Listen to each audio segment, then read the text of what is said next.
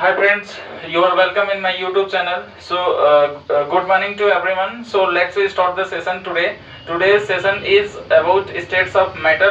जो states of matter है उसके चेंज के बारे में हम दोस्तों पढ़ेंगे। तो चलिए स्टार्ट करते हैं। चेंज जो स्टेट का होता है कैसे हम करते हैं। तो चलिए फ्रेंड्स देखते हैं जो मैटर होता है इसके स्टेट को कैसे हम चेंज करते हैं। ठीक है, तो अगर हम बात करें मैटर के स्टेट की, तो मैटर आप जानते होंगे सॉलिड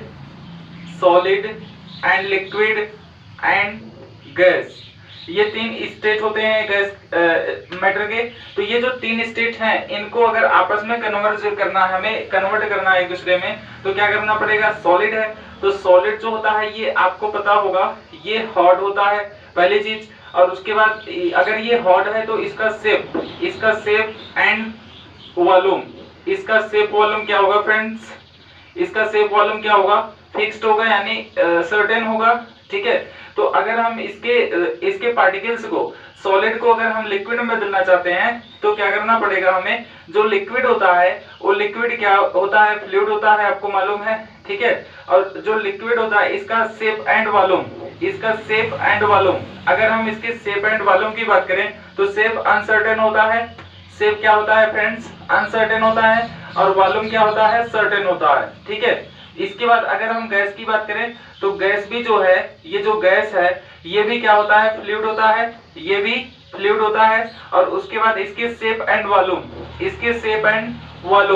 क्या होंगे, इसके शेप एंड वॉल्यूम अनसर्टेन होंगे फ्रेंड्स। तो इतना आपको मालूम होगा। तो देखिए अगर आपको सॉलिड को लिक्विड में कन्वर्ट करना है, बदलना है, तो इसके स्टेट को बदलने के लिए क्या करना पड़ेगा, जो सॉलिड का शेप वॉल्यूम फिक्स्ड है इसको क्या करना पड़ेगा, अनसर्टेन करना पड़ेगा। और उसके बाद अगर लिक्विड को आप गैस में बदलना चाहते हैं तो इसके शेप एंड वॉल्यूम को क्या करना पड़ेगा, अनसर्टेन करना पड़ेगा। इसमें से शेप अनसर्टेन है तो वो ठीक है, लेकिन अगर वॉल्यूम जो सर्टेन है अगर वो अनसर्टेन हो जाए तो वो किस स्टेट में आ जाएगा, गैसियस स्टेट में आ जाएगा। ठीक है, तो इसके मतलब वॉल्यूम शेप को हम अगर कन्वर्ट करें, अगर हम स्टेट ऑफ मैटर के चेंज की बात कर रहे हैं तो इसका मतलब कि उसके वॉल्यूम एंड शेप की बात कर रहे हैं। ठीक है, अगर मान लीजिए फ्रेंड्स यहाँ पर जो सॉलिड है ये इसके शेप एंड वॉल्यूम फिक्स्ड है, और इसके शेप को हमें क्या करना है, अनसर्टेन करना है, क्योंकि हमें लिक्विड में बदलना होगा। तो जो सॉलिड होगा, ये सॉलिड जो होगा इसको हमें हीट करना पड़ेगा। क्या करना पड़ेगा फ्रेंड्स, हीट करना पड़ेगा। और जब हम हीट करेंगे सॉलिड को, ठीक है, तो जो आपको मालूम होगा जो सॉलिड होता है ये क्या होता है, ये सॉलिड जो होता है अगर आप इसको हीट करेंगे तो सॉलिड किससे मिलकर बना होता है, पार्टिकल से मिलकर बना होता है। और जो पार्टिकल्स होते हैं, ये पार्टिकल्स जो होते हैं सॉलिड में ये नजदीक होते हैं, और जब इसको आप हीट करेंगे तो पार्टिकल्स के बीच जो इंटरमॉलिक्यूलर स्पेस होगा वो बढ़ेगा। और इंटरमॉलिक्यूलर स्पेस अगर बढ़ रहा है, अगर इंटरमॉलिक्यूलर स्पेस बढ़ रहा है तो ये जो पार्टिकल्स हैं इनके जो शेप होंगे, ये जो पार्टिकल्स होंगे ये फ्लो करने लगेंगे फ्रेंड्स, क्योंकि इनके इंटरमॉलिक्यूलर स्पेस बढ़ रहे हैं। फोर्स भी क्या होंगे, फोर्स ऑफ अट्रैक्शन भी क्या होगा, डिक्रीज होगा। अब फोर्स ऑफ अट्रैक्शन अगर डिक्रीज होगा तो पार्टिकल्स फ्लो करने लगेंगे। ठीक है, अगर पार्टिकल फ्लो करने लगेंगे तो जो सॉलिड है इसमें क्या आ जाएगी, फ्लूइडिटी आ जाएगी, मतलब कि द प्रॉपर्टी ऑफ फ्लोइंग हो जाएगी। और इसमें जब फ्लूइडिटी आ जाएगी तो ये जो सॉलिड है ये किसमें कन्वर्ट हो जाएगा, लिक्विड में। ठीक है, तो यही प्रोसेस होता है कि जब हम सॉलिड को हीट करते हैं तो सॉलिड के अंदर जो पार्टिकल्स हैं वो पार्टिकल्स के बीच में इंटरमॉलिक्यूलर स्पेस क्या होता है, बहुत ही कम होता है। और जब इसको हम हीट करेंगे तो स्पेस इसका बढ़ेगा, स्पेस बढ़ने से इसके फोर्स ऑफ अट्रैक्शन डिक्रीज होंगे, जिसके कारण इसमें क्या होगा फ्रेंड्स, इसमें जो इसका शेप होगा वो क्या हो जाएगा, अनसर्टेन, क्योंकि इसकी जो प्रॉपर्टी होगी पार्टिकल्स की वो फ्लो करने लगी, और फ्लो करने से इसमें फ्लूइडिटी आ जाएगी, जिससे ये क्या हो जाएगा, फ्लूइड, और ये क्या हो जाएगा, लिक्विड। ठीक है, लेकिन इसका जो वॉल्यूम होगा उस पर कोई इफेक्ट नहीं पड़ेगा। अब जैसे अगर मान लीजिए लिक्विड है, लिक्विड को अगर हमें गैस में कन्वर्ट करना है तो इसको भी हमें क्या करना पड़ेगा, हीट करना पड़ेगा, क्योंकि अभी तक जो शेप है वो अनसर्टेन है। और अगर हमें वॉल्यूम को भी सर्टेन से अनसर्टेन बनाना है तो जो मैटर है इसको और हीट करना पड़ेगा।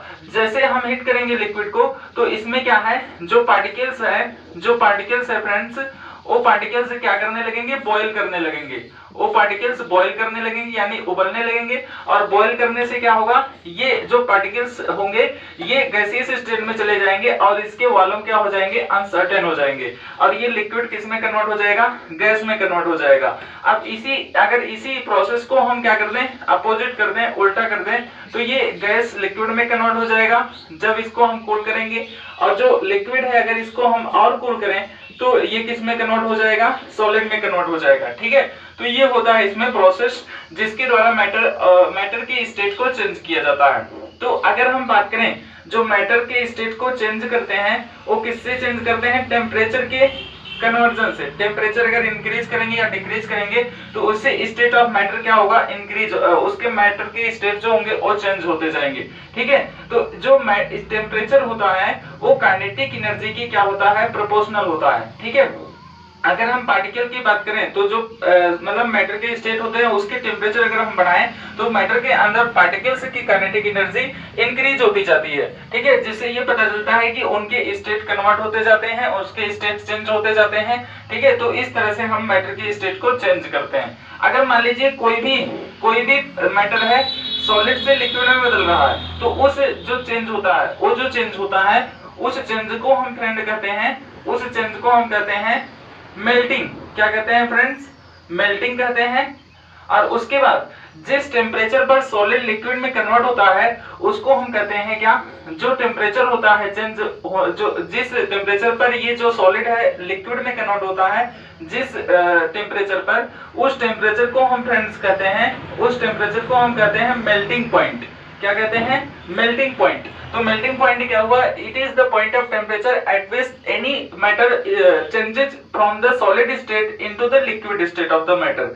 The point of temperature is known as melting point. अब इसके बाद जो लिक्विड है अगर ये गैस में कन्वर्ट हो रहा है तो ये लिक्विड से अगर गैस में कोई भी मैटर चेंज हो रहा है तो वो जो चेंज होगा वो होगा बॉइलिंग। क्या होगा फ्रेंड्स, बॉइलिंग होगा। और उसके बाद ये जो मैटर लिक्विड से गैस में चेंज हो रहा है ये किसी टेम्परेचर पर चेंज होगा, और जिस टेम्परेचर पर ये चेंज होगा उसको हम क्या बोलेंगे फ्रेंड्स, बॉइलिंग पॉइंट कहेंगे। क्या कहेंगे, बॉइलिंग पॉइंट कहेंगे। तो इससे ये पता चलता है कि किसी भी मैटर के लिक्विड स्टेट को अगर गैसियस स्टेट में कन्वर्ट कर रहे हैं तो वो किसमें, वो प्रोसेस जो होता है उसको बॉइलिंग कहते हैं, और वो जो टेम्परेचर होता है जिस पर ये लिक्विड से गैस में कन्वर्ट होता है उस टेम्परेचर को हम बॉइलिंग पॉइंट कहते हैं। ठीक है, अगर यहाँ पर हम गैस को लिक्विड में कन्वर्ट करें तो ये भी चेंज जो होता है इस चेंज को हम कहते हैं फ्रेंड्स, इस चेंज को हम कहते हैं कंडेंसेशन। क्या कहते हैं, कंडेंसेशन कहते हैं। ठीक है, ये कंडेंसेशन होता है। और अगर मान लीजिए लिक्विड सॉलिड में कन्वर्ट हो रहा है तो ये जो चेंज होता है इसको हम फ्रीजिंग कहते हैं। क्या कहते हैं फ्रेंड्स, फ्रीजिंग कहते हैं। और उसके बाद अगर मान लीजिए सॉलिड गैस में चेंज हुआ, अगर सॉलिड जो है ये किस में चेंज हुआ, गैस में चेंज हुआ, तो इस प्रोसेस को हम कहते हैं क्या, सब्लिमेशन। क्या कहते हैं फ्रेंड्स, सब्लिमेशन। ठीक है, तो ये जो प्रोसेस है ये क्या है, change of state of matter है। तो change of state of matter का अर्थ यही है कि जो अगर मैटर के स्टेट को हम चेंज करें तो उसके टेम्परेचर को हमें इंक्रीज करना पड़ेगा।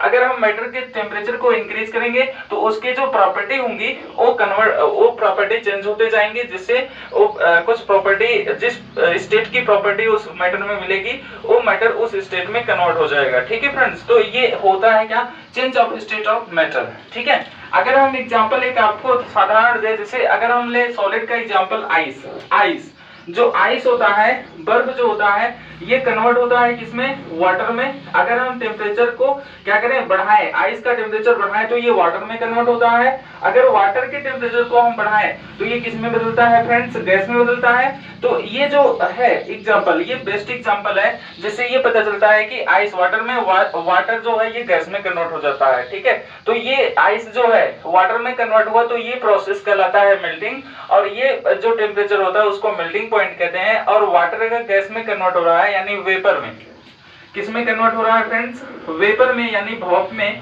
तो ये जो टेम्परेचर होगा या जो ये प्रोसेस होगा उस प्रोसेस को हम कहते हैं बॉइलिंग, और जो टेम्परेचर होता है उसको बॉइलिंग पॉइंट कहते हैं। ठीक है फ्रेंड्स, जैसे अगर हम एग्जांपल लें किसका, जो आइस है, ये आइस जो होता है ये सॉलिड होता है, सॉलिड क्योंकि इसका शेप वॉल्यूम फिक्स होता है, और वाटर लिक्विड होता है, और जो वेपर होता है ये क्या होता है, गैस होता है। ठीक है, और ये जो प्रोसेस हो रहा है ये मेल्टिंग प्रोसेस हो रहा है। और उसके बाद यहाँ पर अगर उल्टा प्रोसेस की बात करें वाटर से आइस में, तो ये होता है क्या, फ्रीजिंग। ये क्या होता है, फ्रीजिंग। और अगर वाटर वेपर में कन्वर्ट हो रहा है तो उसे हम बॉइलिंग कहते हैं। और उसके बाद अगर वेपर वाटर में कन्वर्ट हो रहा है तो उसे हम कंडेंसेशन कहते हैं। क्या कहते हैं फ्रेंड्स, कंडेंसेशन कहते हैं। ठीक है, तो फ्रेंड्स आज इसके बाद देखते हैं। ओके, तो आज इसके बाद हम देखते हैं, इसको इरेज कर देते हैं। अगर आपको इसको शॉर्ट स्क्रीन लेना, वैसे मैं उतना अच्छा लिखा नहीं हूँ क्योंकि आपको क्लियर नहीं दिख रहा होगा। तो यस फ्रेंड्स, तो अब हम आपको पढ़ाते हैं ई ऑपरेशन। ई ऑपरेशन क्या होता है, देखिए जो वाटर मॉलिक्यूल होते हैं, वाटर मॉलिक्यूल जो वाटर मॉलिक्यूल होते हैं ये किस में होते हैं, लिक्विड में। ये किस स्टेट में होता है, लिक्विड में। अगर मान लीजिए अगर वाटर मॉलिक्यूल को आप किसी वेसल में रखे हैं, किसी पात्र में, किसी बर्तन में रखे हैं, किसी पॉट में रखे हैं, तो जो वाटर मॉलिक्यूल होता है, ठीक है, वह वाटर मॉलिक्यूल अगर हम यहाँ से क्या करें, हीट करें, यहाँ से अगर हम इसको हीट करें तो होता क्या है, हीट करने पर क्या होता है, जो वाटर मॉलिक्यूल होता है ये अपने सरफेस को, अगर ये सरफेस होगा ऊपर का जो टॉप सरफेस है, उस टॉप सरफेस से क्या होगा, जो यहाँ पर पार्टिकल है या मॉलिक्यूल है वाटर के, ये वाटर मॉलिक्यूल जो होंगे टेम्परेचर पाने पर क्या होंगे, ये इनकी काइनेटिक एनर्जी बढ़ेगी और ये क्या होंगे, ये एटमॉस्फेयर में चले जाएंगे। तो यहाँ हुआ क्या कि जो मॉलिक्यूल है वाटर का, ये टेम्परेचर पाने पर ये अपने सरफेस को छोड़ दे रहा है और ये पार्टिकल कहाँ जा रहा है, इधर ऊपर आ जा रहा है। ठीक है, ऐसे अगर ये जो पार्टिकल है, ये जो मॉलिक्यूल है, ये भी कहाँ जाएगा, टेम्परेचर पाने पर इसकी एनर्जी जो बढ़ेगी तो ये भी एटमॉस्फेयर में चला आएगा। ठीक है फ्रेंड्स, तो होता क्या है कि जब वाटर सरफेस से मॉलिक्यूल का जो स्कैपिंग होती है, या जो वाटर मॉलिक्यूल अपने सरफेस को छोड़ करके कहाँ जाते हैं, एटमॉस्फेयर में आ जाते हैं, तो वो जो प्रोसेस होता है उसको हम ई ऑपरेशन कहते हैं। ठीक है, या इसी को आप कह सकते हैं क्या, evaporation is the process in which the matter changes from the liquid state into the gaseous state. ठीक है, तो इसमें अगर जो मतलब वाटर सरफेस है, इसमें से मॉलिक्यूल जो मतलब ई ऑपरेट होते हैं, वो जो मॉलिक्यूल ई ऑपरेट होते हैं वो टेम्परेचर की इंक्रीज करने पर ई ऑपरेट होते हैं। ठीक है, तो ये वाटर मॉलिक्यूल अगर मान लीजिए कि ये भी क्या हो गया, ई ऑपरेट हो गया, तो ये टेम्परेचर के कारण ये ई ऑपरेट हो गया। ठीक है, तो अगर जैसे मान लीजिए कि ये जो सरफेस है, वाटर सरफेस जो है, इसके सरफेस के एरिया को बढ़ा दे, तो यहाँ पर क्या होगा, जो ई ऑपरेशन होगा वो बढ़ जाएगा। कहने का मतलब अगर हम बात करें क्या, फैक्टर्स की बात करें, मतलब कि वो फैक्टर्स जो ई ऑपरेशन को इफेक्ट करते हैं। जैसे हम बात करें सरफेस एरिया की, तो सरफेस एरिया जो होता है ई ऑपरेशन की क्या होता है, प्रोपोर्शनल होता है। जैसे अगर मान लीजिए आप गीले कपड़े को, वेट क्लॉथेस जो होते हैं, वेट क्लॉथेस, इसको अगर आप क्या कर दें, फैला करके स्प्रेड करके अगर आप इसको धूप में डाल दें, ठीक है, स्प्रेड करके वेट गीले कपड़े को धूप में डाल दें, तो जो गीले कपड़े होते हैं उसमें क्या होता है, वाटर मॉलिक्यूल होता है, H2O मॉलिक्यूल होता है। तो ये जो मॉलिक्यूल है वाटर, इस वेट क्लॉथ गीले कपड़े में, ये इसका जब सरफेस बढ़ेगा, जब इसको हम फैला करके रखेंगे तो इसकी एरिया बढ़ेगी, और एरिया बढ़ने से क्या होगा, वहां पर ई ऑपरेशन ज्यादा होगा, क्योंकि मॉलिक्यूल जो होंगे वो आसानी से अपने सरफेस को छोड़ सकते हैं, तो वो ई ऑपरेशन होता है। ठीक है, इसीलिए जो वेट क्लॉथेज होते हैं ये धूप में सूख जाते हैं आसानी से और जल्दी से सूख जाते हैं। लेकिन ठंडियों में क्या होता है, जब हम गीले कपड़े को धूप में डालते हैं या बाहर डालते हैं तो वहां पर धूप कम होता है, जिसके कारण वहां का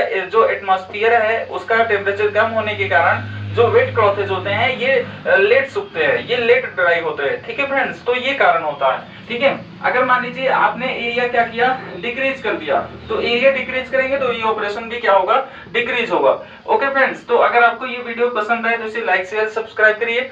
तो आज इतना ही। Okay friends, goodbye, take care of your health.